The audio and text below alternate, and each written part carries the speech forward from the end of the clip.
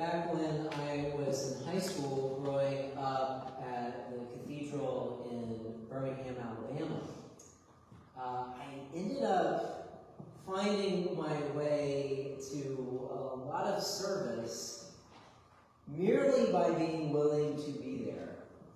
So I got upgraded from being an acolyte to an acolyte master, not because of any merit, but simply because I was willing to lead the children's service at 3:30 on Christmas Eve. And that led to our folks who were scheduling realizing, oh, okay, this is somebody that we can get to do all the stuff that no one else wants to do. So that led to me ending up as a lector for the Christmas Day service. And there's something I really loved about this service. And part of it was because of another piece of my growing up. I grew up going to an Episcopal school. We did lessons and carols every year. But the prep for lessons and carols, and this is somebody in particular who was in the choir, the preparation for that every year, a little bit closer to the beginning of the school year. It got to the point, we probably had 2 weeks maybe of like actual music classes, of actually like, we're actually learning music right now. We had that, and that was about it until we started preparing for lessons and carols. So that led to a long time of Christmas music, a long time of Christmas preparation. And after many years of that, I was burned out for Christmas. And in some ways, I still am. But then I was asked to do this service, asked to do this Christmas Day service. And there wasn't the same hullabaloo that there had been. There wasn't the same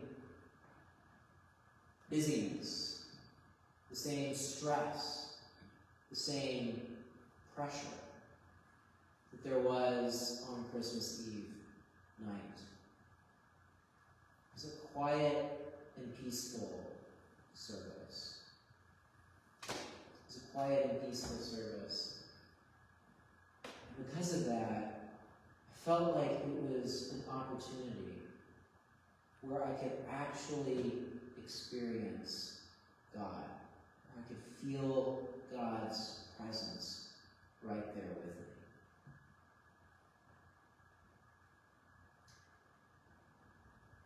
me. Now, Mary would have gone through even more of an emotional roller coaster than this to get to her moment of peace.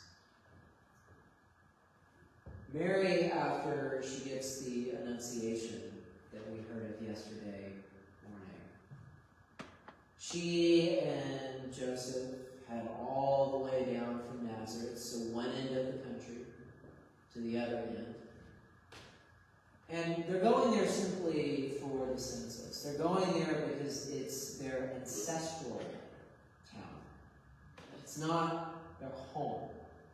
They don't know anyone there. There's no one for them to stay with.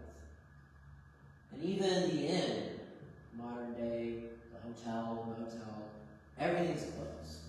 No room. No availabilities for them. So there's nowhere else for them to stay. So in that day and age, what they likely would have done was go to a cave. It's generally where people would have congregated who had nowhere else to stay. There likely would have been a lot of animals, livestock with them. So even more chaos with that. And if that weren't enough, Mary is right there, getting ready to give birth to Jesus.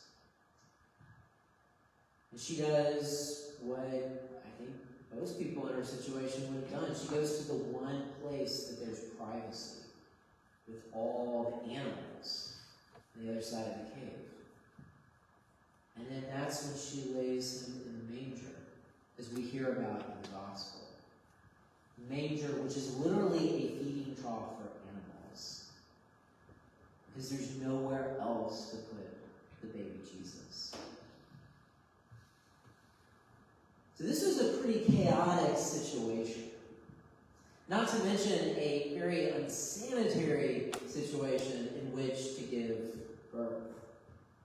This is the chaos in which Jesus is born into. This wasn't a silent night, as the well-beloved hymn goes. Not all was calm, not all was bright at this point. This was not the ideal situation for Mary to give birth to Jesus. And yet, it's after all of this chaos that the angels go and tell shepherds, random shepherds, about what has happened, that Jesus has been born. And they go to Mary. They go and find her. And they tell her what the angel has spoken to her. And it's in this moment, this little bit of calm in the midst of all the chaos, that we hear Mary treasuring these things, treasuring the things that the shepherds had told her, pondering these things in her heart.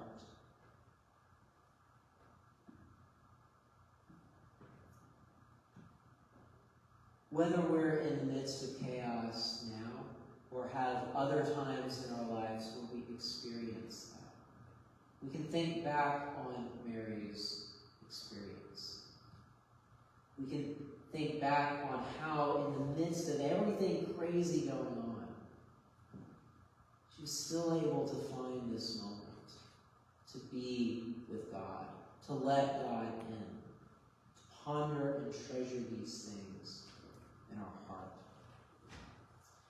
And my hope is that in this service, with not quite the same hullabaloo that we had last evening, I hope you can take this moment of calm